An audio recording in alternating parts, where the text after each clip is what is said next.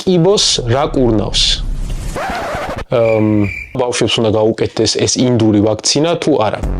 ჩავატარე პირველადი დახმარების კურსი ჩემი გამომწერებისთვის. Სალამი მეგობრებო, როგორ ხართ? დღევანდელ ვიდეოში თქვენი თხოვნით გვექნება Q&A, სადაც გავცემ თქვენს დასმულ შეკითხვებს პასუხს. მე ძალიან მიყვარს ამ სტილის ვიდეოები, ამიტომ ბევრს აღარ შეგაყოვნებთ და პირდაპირ დავიწყოთ პირველი შეკითხვით. პირველი შეკითხვა, რამდენად რთულია გერმანიაში სწავლა? გერმანიაში სწავლა არ არის რაღაც განსაკუთრებულად რთული რამ.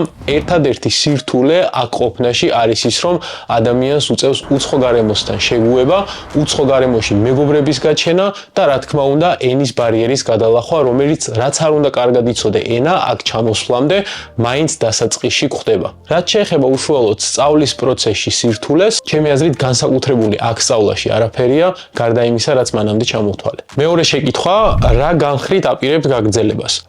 გაგრძელებაში ალბათ რეზიდენტურას გულისხმობთ და რეზიდენტურას ვაპირებ ორთოპედია ტრავმატოლოგიის განხრით. ამ სფეროთი განსაკუთრებით ბოლო პერიოდში დავინტერესდი, როცა გადავაფასე რაღაცეები და საბოლოოდ სერიოზულად დავიწყე იმაზე ფიქრი, ჩემი კონკრეტული სპეციალიზაცია რა იქნებოდა მომავალში. შემდეგი შეკითხვა, კიბოს რა კურნავს?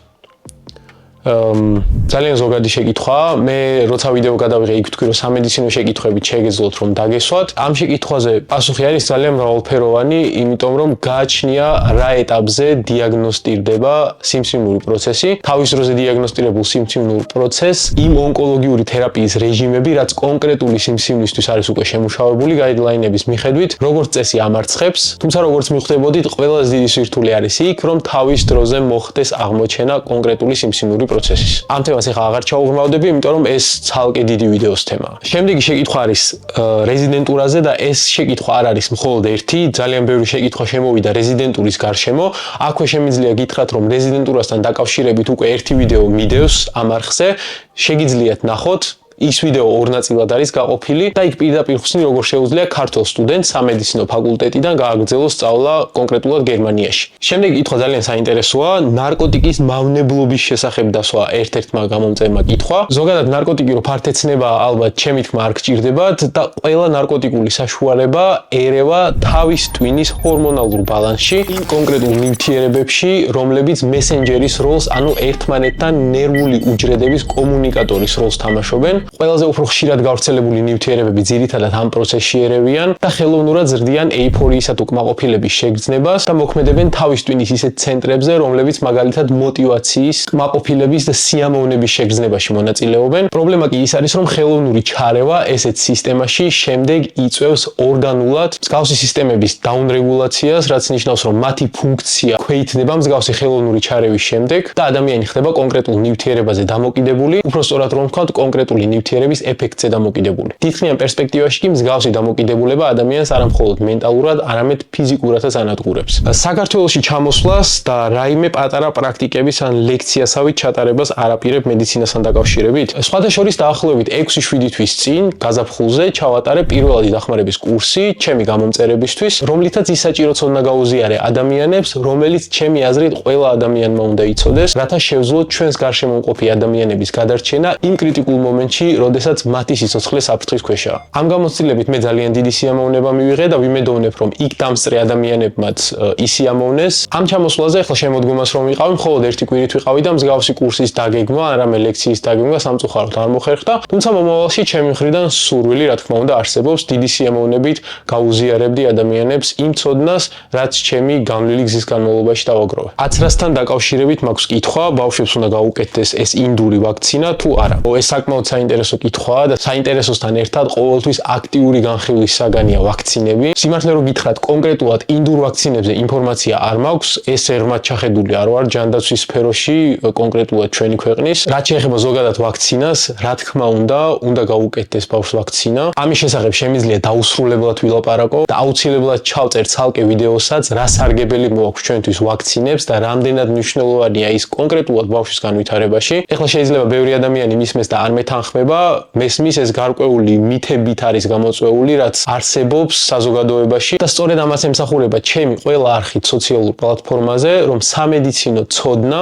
იყოს ხელმისაწვდომი ყველა ადამიანისთვის და შეეძლოს ყველამ გაარჩიოს რა არის მტკიცებულებაზე დაფუძნებული, ანუ evidence-based medicina და რა არის რაღაც პროპაგანდისტული მანქანების მიერ შემოგდებული მითები. უმარტივესი მაგალითი რომ გითხრათ, ყვავილი რომ სოფლიოში აღარ არსებობს და ეს დაავადება რომ გადაშენებულია, არის მხოლოდ და მხოლოდ ვაქცინის დამსახურება, ასევე პოლიომიელიტი, რომელიც განვითარებულ სამყაროში თითქმის აღარ არსებობს, ასევე ვაქცინის დამსახურებაა. აცრის შემოტანამდე კი პოლიომიელიტით უამრავი ბავშვი იტანჯებოდა და სიკვდილისთვის განწირული იყო. პოლიომიელიტის შედეგად მათ უვითარდებოდა დამბლა და ესეთი ადამიანები ხშირად რკინის ფილტვებში ცხოვრობდნენ. ამის ერთ-ერთი ექსტრემალური მაგალითი არის პოლ ალექსანდერი, ადამიანი რკინის ფილტვებით, რომელმაც დაახლოებით 70 წლის განმავლობაში იცხოვრა ამ წარმოუდგენლად დიდი მოუხერხებელი და მტანჯველი ცხოვრების სტილით, მხოლოდ იმიტომ, რომ მას ბავშვობაში გადატანილი ჰქონდა პოლიომიელიტი, რომელიც, როგორც ვთქვი, აცრების დახმარებით დღესდღეობით თითქმის აღარ არსებობს. გარდა ამისა, თანამედროვე აცრები გადიან მრავალეტაპიან შემოწმების პროცესს, იქამდე სანამ უშუალოდ ჩაეშვებიან მოხმარებაში. შესაბამისად, კაცობრიობისთვის ისინი გაცილებით უფრო ნაკლები ზიანის მომტანი არიან, ვიდრე ის დაავადებები, რომლისგანაც ისინი გვიცავენ. რამე ისეთი, რაც მარტივია და ჯანმრთელობისთვის სასარგებლო. ესეთი სხვადასხვა ბევრი რამ არის და ყველაზე მარტივი რაც მახსენდება ეხლა არის უბრალოდ სიარული. საკმაოდ დიდი რანდომიზებული კვლევებით უკვე დადგენილია, რომ დაახლოებით საშუალოდ 7000-დან 12000 ნაბიჯამდე ყოველდღიურად თუ ამ დატვირთვით რეგულარულად ვცხოვრობთ, ეს ყველაფერი ამცირებს არტერიულ წნევას, LDL ქოლესტერინს, იმ ქოლესტერინს, რომელიც არტერიების კედლებში ლაგდება და შემდეგ გულის ინფარქტისა თუ თავის ტვინის ინსულტის ჩამოყალიბებაში მონაწილეობს. ამ LDL ქოლესტერინის შემცირებას უწყობს ხელს. გარდა ამისა, ამცირებს ასევე ანთებით ფონს ორგანიზმში. წარმოიდგინეთ, ყოველდღიურად გადადგმული ნაბიჯების გაორმაგება, მაგალითად 4000-დან 8000 ნაბიჯზე დამტკიცებულად ამცირებს სიკვდილიანობის რისკს დაახლოებით 30-40%-ით. და რა თქმა უნდა, უზომოდ დიდი პოზიტიური გავლენა დიაბეტზე. მსგავსი ფიზიკური აქტივობით ყოველდღიურად იზრდება ინსულინ სენსიტიურობა, რეგულირდება სისხლში გლუკოზის დონე და შესაბამისად ტიპი 2 დიაბეტის მქონე ადამიანებისთვის სიარულზე უკეთესი ფიზიკური აქტივობა, რომელიც ისეთი მარტივი შესასრულებელია, როგორც მაგალითად სიარული, არ არსებობს. რას შეცვლიდი ორგანიზმში? PS, რამე გასაგები რო იყოს ჩვენთვისაც. ადამიანის ორგანიზმში მე კი არა, ალბათ მთელმა კაცობრიობამ რომ ვიმუშაოთ, ვერაფერს ვერ შევცვლით, რადგან ადამიანის ორგანიზმი ბიოლოგიურად იმდენად იდეალური ინჟინერიის შედევრია, რომ რაც უფრო მეტი დეტალი იცის ადამიანმა ადამიანის ორგანიზმზე, მასში მიმდინარე პროცესებზე, მით უფრო მეტად ხვდება, რამხელა მნიშვნელობა აქვს თითოეულ ფერმენტს ჩვენს სისხლის პლაზმაში, ან თითოეულ პატარა უჯრედს, რომელიც ჩვენს ორგანიზმში ცირკულირებს თუ შენებაში მონაწილეობს, რომ ერთი ესეთი უჯრედის გადაგვარების შედეგად ვითარდება ისეთი პროცესი, რასაც სიმსივნური პროცესი ჰქვია და რამაც შეიძლება ადამიანის სიცოცხლეს ბოლო მოუღოს. წარმოიდგინეთ ჩვენი DNM-ის მოლეკულა, რომელიც ყველა უჯრედში, ჩვენი ორგანიზმის შემადგენელ ყველა უჯრედშია მოთავსებული და რომლის დანახვაც, რა თქმა უნდა, შეუიარაღებელი თვალით წარმოუდგენელია, შედგება მხოლოდ 4 ბაზისგან და ამ 4 ბაზის კომბინაციით შეიცავს ინფორმაციას მთლიანი ჩვენი ორგანიზმის შესახებ. იმის შესახებ თუ როგორ გამოიყურებით ჩვენ, რა სტრუქტურა აქვს ჩვენ შინაგან ორგანოებს და როგორ არის აგებული ჩვენი ორგანიზმი. ეს ინფორმაცია იმდენად დიდია, რომ არც კი ვიცი რა ერთეულში შეიძლება დაითვალოს, თუმცა შეგვიძლია ChatGPT-ს ვკითხოთ DNM-ის მოლეკულა, რომ გადავიყვანოთ ციფრულ ერთეულში დაახლოებით რასი დიდი ინფორმაცია შეიცავს. აი დათვალა, 1 გრამი DNM-ი შეიცავს თეორიულად 215 მილიონ გიგაბაიტს. და წარმოიდგინეთ, ეს ინფორმაცია თითოეულ უჯრედშია მოთავსებული, რომელიც ჩვენი ორგანიზმის შენებაში მონაწილეობს.